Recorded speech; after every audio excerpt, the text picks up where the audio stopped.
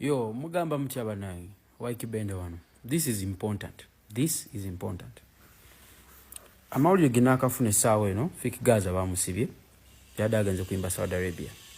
Bukyanga nva Saudi Arabia sivanga mu kigambo kyogera ku show zange ze nalina Saudi Arabia. Naye njagala eno message etuuke eri muli muyimbi. Bwe babadde bakubuukinze, bwe baba bakusuubira okubuukinga bakubira ku masimu bisazeemu. Abantu abategeka she Saudi Arabia bannayuganda be basinga obubi. Bo bennyini tebeeyagaliza abo boolaba. Baliyo batono kyokka tebeeyagaliza. Mu kyofa okukwatagana ne bategekanga shows wamu buli omu n'afuna akasente. N'okyuba ng'okyusa bukyusa muyimbi. Baba beerwanyisa misana na kiro. Nkakasa olwaleero nti ne Fiki Gaza ekyamutuuseeko munne promoter omulala kulwanisa ono yategese Fiki. Waliwo ebyantuukako byali byebimu ntalo zaabo bafala. These people have small minds. Era njagala ndabula omuyimbi toyingira lwakasente ako toyingira ntalo z'Abawarabu. Abawarabu bwe bakusiba. It's a very complicated country. So I advise you, please, cancel, give them their money. Until these people grow a brain, kuba basiru. Basiru zisinda balabako. Natuuka wali eri ku show zaabwe, nentunulira omwana nga balwanisa abaana abali bantegese, nga sibikiriza na bikiriza nti bano bannayuganda bye babyekola. Mufulumya ensi mugenze mu nsi endala. Nemba nga temweyagaliza. Ensi endala bwe zifuluma, abantu abale bafuluma ensi gye babazaala. Bamanye ennaku yaabwe beekwatirawo ne bekwatanga kitole ne baga twesitule. These people take each other down. Can you imagine calling police on a musician? Bayise police on a Ugandan musician. Kubanga afa kulemesa munne. Kati omuyimbi ali mu kkomera. Oramageza amatono gabano n'obutima obwo obutono obwo obujjuddeko. I don't know what these people are about. But for me, my message here is a short one. Musicians, cancel all your shows. My fans in Saudi Arabia, muna nsonyiwa nenze yunagana nalayira siddamu kuyimbayo. Saagalira ddala bintu bya mutima mibi. Abantu abatasobola kulaba ne nti ensi yaffe etukyunya ekimala twandibadde tukwatagana gye tuba tutambudde twezimbe. You have an opportunity to make some money through musicians, and you're busy fighting each other. And you're fighting like kids. Munina ni tima mwagala kwetta. Horrible people. So, abayimbi bannange, cancel your shows. Bw'oba oli mugezi, cancel it. Paka nga bano abantu bakuze. They are the dumbest. Munansonyi okwesa olulimi olubi, ni bano abantu basiru. I cannot say it any other way. I'm very sorry, but this message needed to put. Saayogera bukyanga nvaayo, saanyega. But I was so disappointed in Ugandans. I was so disappointed. Bebe byange. Ensonga zino ezajjala trophy ziri bwe bati. Nabadde wano yesterday. Kiro obudde wadde bugenzeko ssaawa ndoza zadde nga 7. Nga Shukrani ansindikira message. Shukrani mukwano gwange. Shukrani namumanyira ku Nkombo restaurant. Era I think that day nejjala trophy lwe namusisinkana kuba namusangayo ng'ali kulya lunch. Then I reached there nga Shukrani amanyi bino ebya TikTok. She was like, Mami Semera, blah blah. She was so lovely to talk about friends from there. Kakati nabadde wano olunaku lw'ejjo nga Shukrani ansindikira message nga akaaba mu audio nangamba Sabi ndabika ngenda kufa nga akaaba naye ngamba bye yaŋŋambye naye omwana wange ali wano ne bwe bati nampa n'ebifaananyi by'omwana we yabadde assa bubi. I got so scared. Ne mugamba sokoka kano mbulire what happened. Nangamba ekituufu abadde adetinga ne Jala Trophy. Babadde bakadetinga 8 months. Yagenzayo olunaku lwa jjo okwosa jjo okumusisinkana. Okutuukayo nga Jala Trophy alina omuwala omulala. Audio zino zonna nzirina.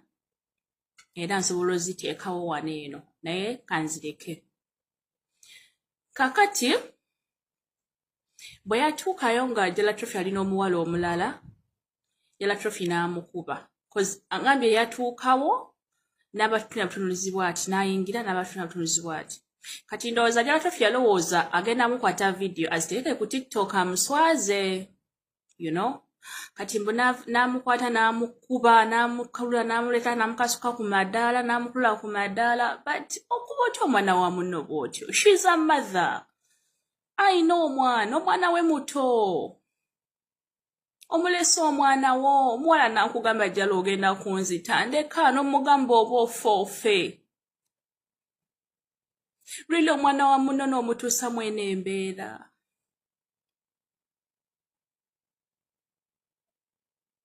omuwala annyumiriza ebintu naye mpulira meni mwagala ki akuteyo cheating ate oyagala omutte n'obulamu bumulese. Think about her family. Nkedde ku makya nga bagamba tukebedde mu ssimu ye tulaba gwe gwe yasembyeyo okwogera naye. Are you her sister? Ne bagamba I'm her friend. Ne bagamba maybe she's dead. Banange empunze. Era abantu benjogeddeko nabo ku makya nga byenjogera tebikwatagana. Naye mu mutima ne ngamba no tayinza kubanga afudde. Ne basindikira ebifaananyi bye waggulu. Era nsibye ku communication yali ate we bangamba tannazuukuka nga ali mu koma since yesterday night. Omwana wa muno n'oyagala omutte nagamba ogenda kunzita ndeka Jala Trophy, you're a man. How dare you fight a woman? Bananga omusajja akuba omukazi abeera kisajjasajja. Oyinza otya okuba omwana wa muno n'omutuusa ne mukoma?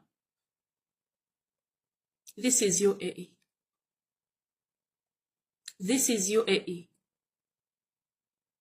Zino ensi zirina amateeka. Wali omugamba bugambi fuluma n'omusibira ebweru. Wali omugamba tambula ogende n'otamutuusa ku kino. She's fighting for her life right now. Essaawa zino n'amasimu wagajjeko bakunoonya tebakulaba.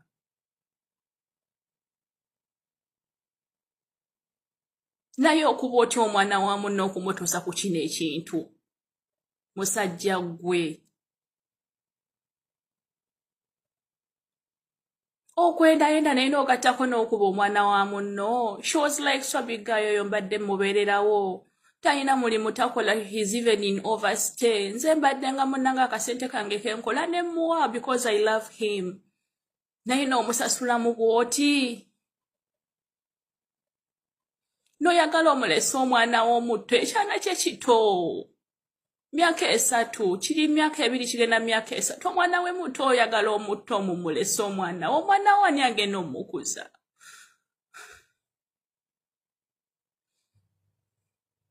Olimba. Jala Trophy olimba walimbye nnyo wayokyeza nnyo.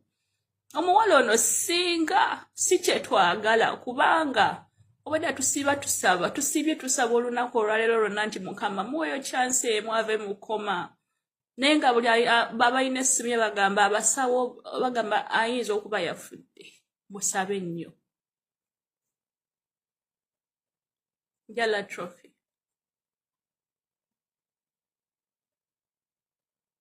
Mukama ali kusasula. Toyinza kutuusa mwana wa munno ku kino. Wamukubyewo omwana yangambye annyogoga omutwe. Omutwe gumuluma nnyo n'omukuba ku madaala as if you're fighting a fellow man. Really? Olimba. Basajja mma bakuba abakazi mweddeko. Omukazi omukuba oluyi lumu nga yafukamidde dda. Naye omuddeko omukuba omukulule ku madaala omukasuke ku madaala. Mukama. Even just me thinking of it mpulira obulubi ku mutima gwange. No, walimbye nnyo. Nakwatira mbweza ate n'omuyisa bw'otyo. Kale.